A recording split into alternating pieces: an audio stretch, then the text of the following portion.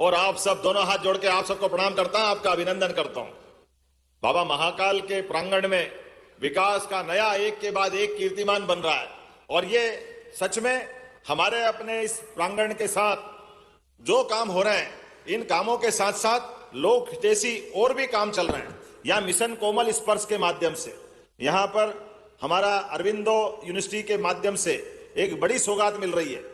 Mission कोमल स्पर्श के माध्यम से निःशुल्क ये जो छोटे बच्चे होते हैं, इनकी स्क्रीनिंग, जांच और पॉजिटिव होने पर 18 साल तक निःशुल्क उपचार। जोरदार अभिनंदन करें इस आयोजन के साथ ये भी जोड़ा है अरविंदो यूनिवर्सिटी इंदौर के द्वारा। हमारे डॉक्टर भंडारी भी मौजूद हैं और इस पूरे आयोजन के लिए जिस प्रकार का समय चल रहा है, बदलते दौर में एक के बाद एक शहर को भी सौगात मिल रही है और स्वास्थ्य भी अच्छा रख रहे हैं। मैं जब आपसे बात कर रहा हूं तो यहाँ सिंहस्थ को लेकर के आगामी समय में 2028 में जब कुंभ का मेला होगा और पूरे देश तो क्या दुनिया से लोग आएंगे, ये प्रत्येक विकास के काम उज्जैन के नहीं, मध्य प्रदेश के भी नहीं, देश के भी नहीं, दुनिया के सबसे बड़े मेले का आयोजन की शुरुआत है। जोरदार अभिनंदन इन सबकी व्यवस्था के लिए। ये हमारा 4 लेन अब 6 लेन में बदल गया। इंदौर से उज्जैन आते आते तो जब ये सामने का ब्रिज ये 4 लेन है तो इसको भी 6 लेन करने की जरूरत पड़ेगी। जब 6 लेन करेंगे तो 6 लेन के आधार पर महाकाल तक नॉन स्टॉप, इंदौर से महाकाल मंदिर के नए कॉरिडोर तक सलंग हमको 6 लेन रोड मिलने वाला। ऐसे में इतना बड़ा ब्रिज तो चाहिए जिसके कारण से आवागमन बहुत सरल हो जाए। इतना ही नहीं, इसके साथ साथ और भी बहुत सारे काम हैं। लगभग 760 करोड़ के और 760.78 करोड़ के 15 विकास कार्यों का भूमि पूजन और 33 करोड़ 74 लाख के 2 कार्यों का लोकार्पण भी हो रहा है। जब मैं आपसे बात कर रहा हूं तो अकेले 3 दिन की अभी जानकारी बताना चाह रहा हूं।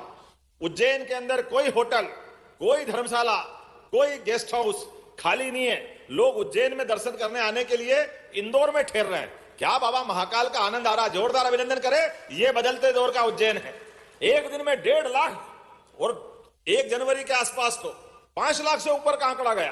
पूरे साल अगर देखो तो 7.5 करोड़ से ज्यादा लोग पूरे देश में, सर्वाधिक रूप से दर्शनार्थियों की संख्या कहीं है, धार्मिक पर्यटकों की संख्या कहीं है, तो हमारी अनादि नगरी बाबा महाकाल की नगरी अवंतिका धाम के बीच वो आनंद आ रहा है। हमें उस बात का एहसास है। अभी एसपी मुझे काल भैरव का रास्ता, काल भैरव के आसपास का इंतजाम बता रहे हैं। हर मंदिर के आसपास अब मंदिर के सारे एरिया को बढ़ाने की जरूरत पड़ रही है क्योंकि इतनी बड़ी संख्या में श्रद्धालु आ रहे हैं, तो उनका इंतजाम भी हमको करना पड़ेगा। जब मैं यहाँ नीचे से इस कार्यक्रम के लिए ऊपर आ रहा था तो हेलीकॉप्टर जा रहा था।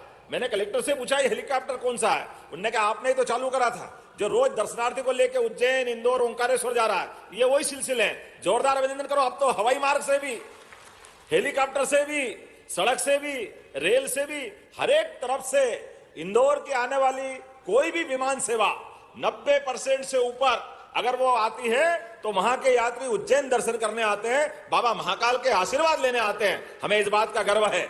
इसलिए केवल दर्शन नहीं, उज्जैन तो और कई कारण से बाबा महाकाल का आनंद है, लेकिन महाकाली भी यहाँ एक ज्योतिर्लिंग के साथ शक्तिपीठ में भी है। इसी प्रकार से माता हरसिद्धि भी है।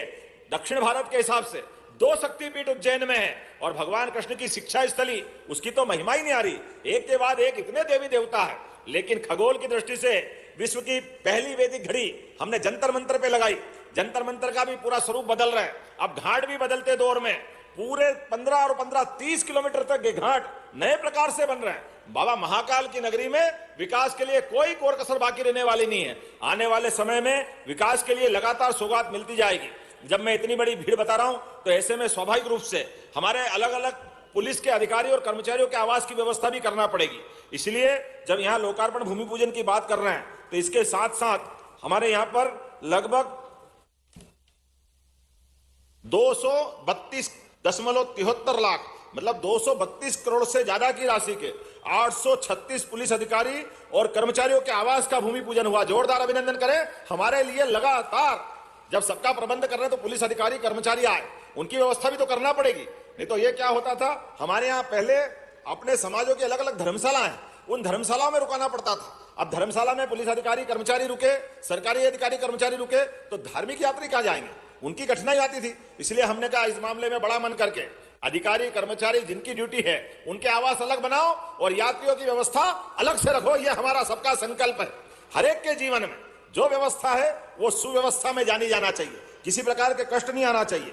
और नदी के ऊपर तो आनंद आएगा, लेकिन छिपरा जी का जल, वो जो हमारा नर्मदा जी का आशीर्वाद लेकर के अभी जो जल आता है, अब तो हमारी छिपरा जी का जल खुद का बरसात के समय इकट्ठा करके देवास रोड पे एक जलाशय में इकट्ठा करके पूरे साल छिपरा जी के जल से आने वाले कुंभ मेले में स्नान कराने का काम अपनी सरकार के माध्यम से कर रहे हैं। ये बड़ा नमस्कार किसान भाइयों, मुख्यमंत्री डॉक्टर मोहन यादव जी ने किसानों के लिए 10 बड़ी ऐलान भोपाल से किए हैं। साथ ही कई करोड़ रुपए का लोकार्पण भूमि पूजन भी किया है। साथ ही कल किसानों के खाते में 83 लाख किसानों के खाते में 2-2 हज़ार रुपये की राशि जो है 14वीं किस्त वो कल जारी होगी लगभग 2-3 बजे के आसपास।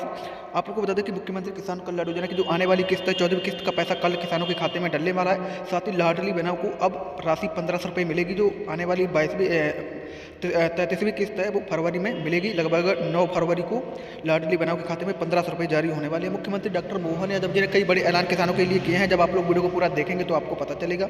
कल खासकर मुख्यमंत्री किसान कल्याण योजना की किस्त डलने वाली है। 83 लाख किसानों के खाते में 2-2 हज़ार रुपये की राशि 14वीं किस्त का पैसा कल किसानों के खाते में डलने वाला है। साथ ही फसल बीमा की राशि भी किसानों को मिलेगी। ये मुख्यमंत्री डॉक्टर मोहन यादव जी ने बताया कि करीब 2024 की जो बीमा राशि है वंचित किसानों को नहीं मिली है, उनको पैसा जल्द आएगा। किसान भाई चिंता ना करें। आप लोग वीडियो को पूरा देखें तो आपको समझाएगा।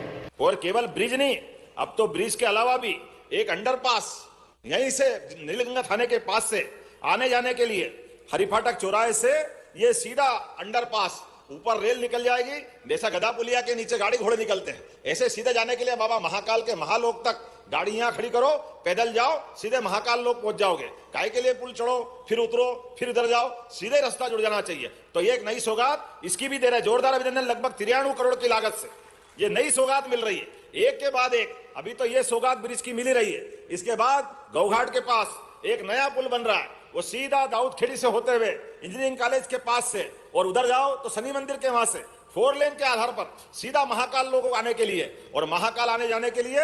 इसके अलावा एक तीसरा भी नया रोड जो चिंतामन गणेश से सीधा इंदौर से 4 लेन में आएगा, उसका भी भूमि पूजन होने वाला है। जावरा से सीधा एक 4 लेन, वो भी उज्जैन आने वाला है। उज्जैन से आने जाने के जितने भी मार्ग है 6 लेन 4 लेन से कोई भी कम होने वाले नहीं है। लगातार इनकी तादाद बढ़ रही है और व्यवस्था बढ़ती जा रही है। क्योंकि जब मैं व्यवस्था की बात कर रहा हूं तो लगातार एक के बाद एक सिंह जैसा विराट आयोजन, और ऐसे में मजबूत इंतजाम करने की जरूरत है और पुलिस को भी संतुष्ट करने की जरूरत है, प्रशासन के साथ भी तालमेल मिलाने की जरूरत है। आज के इस अवसर पर जब मैं आपके साथ यहां के बाद अभी वापस फाजलपुरा जाने वाला हूं, तो फाजलपुरा के अंदर बहुत बढ़िया कॉम्प्लेक्स, उसका लोकार्पण भी होगा, जिसके आधार पर मां छिपरा जी के तो आंगन में गोते लगा करके तैरने का आनंद है, लेकिन अलग अलग स्विमिंग पूल जिनमें हमारे लिए भविष्य में कंपटीशन की दृष्टि से भी और पुराने शहर में भी, नए शहर फ्रीगंज में भी स्विमिंग पूल बन रहा है, अभी निर्माणाधीन है। और एक नया स्विमिंग पूल हमारा नजर अली मिल कॉम्प्लेक्स में बनकर तैयार हुआ है। और केवल वो नजर अली मिल का एक स्विमिंग पूल नहीं है, 3 स्विमिंग पूल है, जिसमें गहराई से गोता लगाना हो, जिसको अलग से डाई मारना हो तो उनका इंतजाम अलग है। थोड़ा बीच का पानी कम ज्यादा हो, तैर भी ले, निकल भी जाए, जैसा मर्जी आए करो अच्छे से पानी के साथ। तो नगर निगम ने अपने पीछे स्पोर्ट्स स्मार्ट सिटी के माध्यम से स्पोर्ट्स कॉम्प्लेक्स का, जैसे माधव क्लब का एक क्लब बना हुआ है, ऐसे शहर के अंदर भी एक सौगात मिल रही है। जोरदार अभिनंदन करें हमारे सभी प्रकार के खिलाड़ियों के लिए, स्विमिंग सहित बाकी खेलों के लिए भी एक के बाद एक सौगात हम लगातार देते जा रहे हैं। सुविधा युक्त क्लब हाउस बनाएंगे, जिसमें ध्यान कक्ष, आजकल तो भाप के आधार पर स्ट्रीम, सोना, जकूजी, आजकल अंग्रेजी नाम भी है, indoor games, conference, multipurpose hall, ऐसी बहुत सारी सौगातें मिल रही है। अटल परिसर में लगभग 5 करोड़ 43 लाख की लागत से 81 दुकान और ऑफिस, कृषि उपज मंडी के सामने, जिनमें फूड कोर्ट, कैफे, खेल सामग्री की दुकान, दैनिक उपयोग की अलग अलग सेवाएं, आगंतुक व्यवस्थाएं। अभी तो हमने कलेक्टर से कहा है कि हमारा पटनी बाजार, हमारा सराफा, हमारा जिस प्रकार से समय चल रहा है कि अंदर के व्यापार के मार्केट में भी भीड़ बहुत पड़ रही है, दौलतगंज होलसेल भी जिसमें है, ऐसी योजना बने कि ये थोड़े बाहर होकर के बड़े बाजार बन जाए, तो दुनिया भर के लोग व्यापार करने के लिए भी सुगमता से आवागमन हो। हमारे पास इतनी सारी जमीनें पड़ी है, नरेश जिनिंग मिल की जमीन पड़ी है, अपने पास विनोद मिल, विमल मिल, हीरा मिल की जमीन पड़ी है, बड़ी टाउनशिप बने, कमर्शियल प्लानिंग बने। जब निर्माण करो तो ऐसा लगना चाहिए कि बाबा महाकाल की नगरी, अनादि नगरी अवंतिका, जिसका नाम कनक श्रृंगा भी है, कनकसरंगा अर्थात अपनी संपन्नता, अपनी गहराई, अपनी व्यापार व्यवसाय की पहचान के बलबूते पर यहाँ के समृद्ध व्यापारी व्यापार अनादिकाल से करते रहे, तो जिनके शिखर भी स्वर्ण कलश के समान हो जाते हैं, ऐसी समृद्ध नगरी का स्वरूप वापस आने वाला जोरदार अभिनंदन माननीय प्रधानमंत्री के लिए करें, जिनके आशीर्वाद के बाद अब उज्जैन का दौर कहां से कहां जा रहा है।